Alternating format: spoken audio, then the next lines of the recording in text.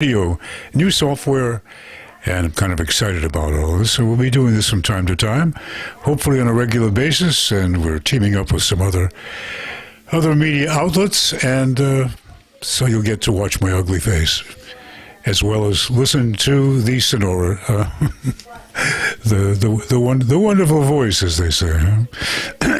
Anyway, let me clear my throat. Very official, yes. I'm holding up a Wall Street Journal copy, and this was Tuesday, June 21. I think it was yesterday, something like that. And we've all been following the semiconductor problem that we have in America now.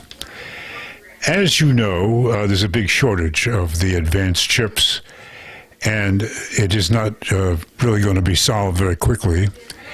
And our fearless leader, President Joe, is now is trying to pass a $50 billion bill, which would provide subsidies to American semiconductor companies in the hope that they will become industry leaders.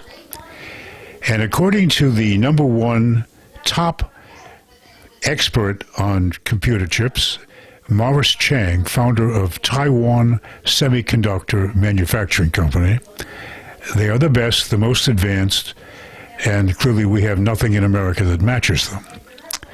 So these are his comments, that while this may be correct that U.S. firms are unlikely to overtake Taiwan, that's not the point. Complete dependence on Taiwan for advanced semiconductors puts American national security at risk. Why? Because what the Russians are doing in Ukraine is certainly going to happen shortly when China takes over Taiwan.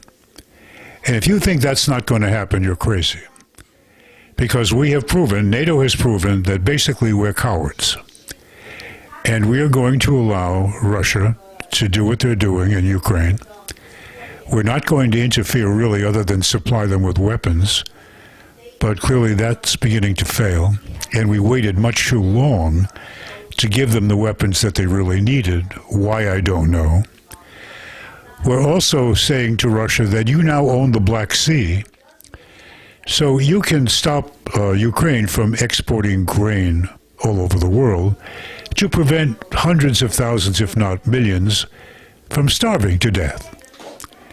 And NATO and the United States just sitting back allowing that. Now, if I were your fearless leader, I would say to the Russians, look, you don't own the Black Sea, sorry, and we're going to send our warships in to accompany these freighters to leave with grain for the rest of the world. Even Russian grain, that's okay. Russian grain, Ukraine grain, doesn't matter. It's food. We don't use food as a weapon, ever. Now, Russia obviously doesn't agree with any of the rules of the world. They don't care about murdering innocent women and children relentlessly. I think that's fine.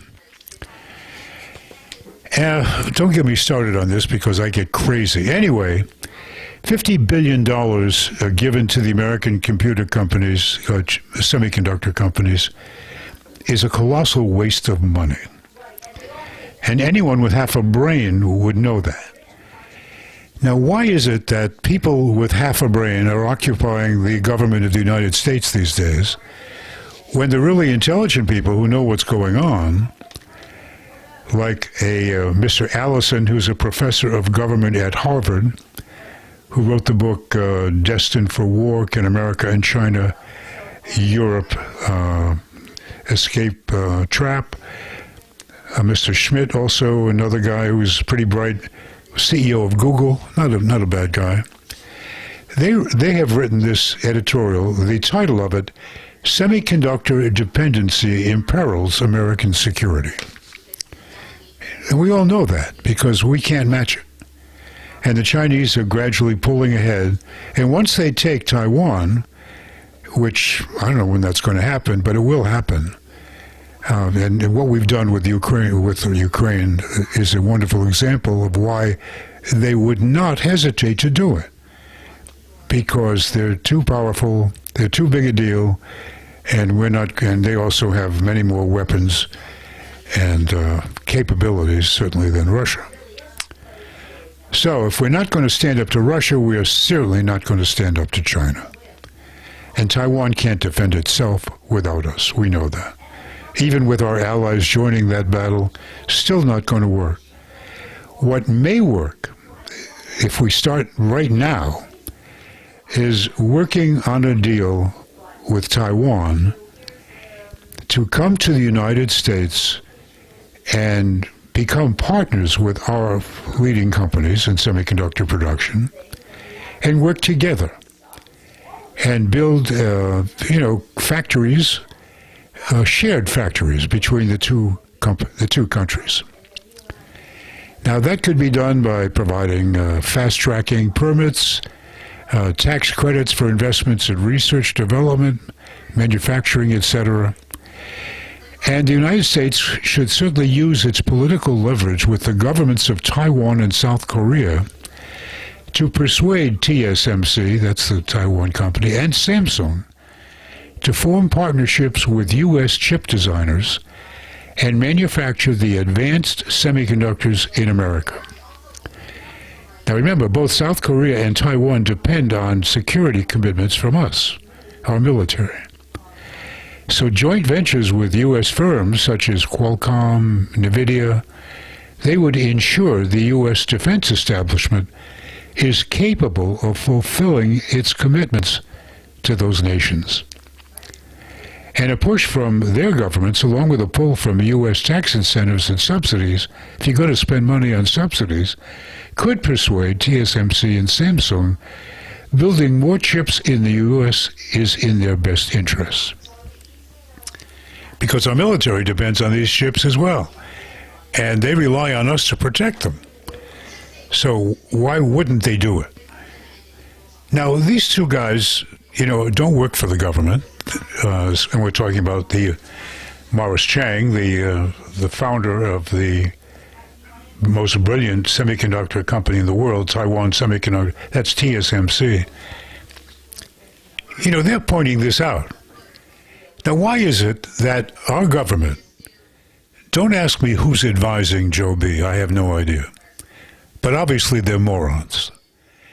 I mean, they've made so many bad decisions, it's mind-boggling how stupid they can be. Now, pardon me, but I'm just a dumb talk show guy. But I can figure out in 10 seconds that partnering with the most brilliant companies in the world in this field would make some sense. And if I've got an extra 50 billion floating around, why don't I make that work for something that makes sense to do and would certainly be a major benefit to our country? Anyway, the article, you can Google it, Semiconductor Dependency Imperils American Security, Wall Street Journal, yesterday. Check it out. It just kills me that why don't we figure out right away that government employees are not exactly the brightest bulbs under the tree. They've proven that over and over again. Just talk to the Federal Reserve.